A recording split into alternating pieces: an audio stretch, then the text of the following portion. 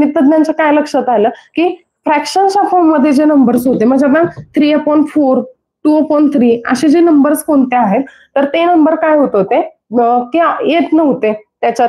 मग त्यांचा स्टडी करायसाठी म्हणून नवीन एक ब्रांच तयार झाली. कोणती ब्रांच तयार झाली तर रॅशनल नंबर.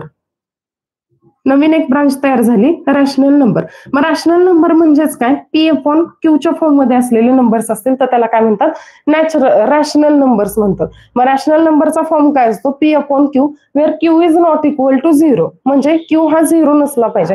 कोणत्याही संख्येला जर 0 न डिवाइड केलं तर आन्सर काय येतं नॉट डिफाईन्ड येतं. नॉट डिफाईन्ड म्हणजेच काय येणार आहे की ते सांगू शकत नाही असं आन्सर येणार. म्हणजे 2/0 केलं 5/0 केलं आन्सर काय येणार आहे इन्फिनिटी येणार आहे. इन्फिनिटी हा नंबर नाही तर इन्फिनिटी हे नोटेशन आहे. त्यामुळं Q is not equal to 0 ही कंडिशन सॅटिस्फाय केली पाहिजे.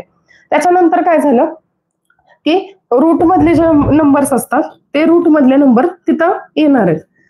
रूट मधले नंबर्स घेतो म्हणजेच काय झालं त्याला म्हणणार आहे आपण रॅशनल नंबर म्हणणार आहे. त्याच्यानंतर ना आला इरॅशनल नंबर. मग इरॅशनल नंबर म्हणजे काय की ज्याच्यात आपण स्क्वेअर रूट फाइंड करू शकत नाही म्हणजे रूट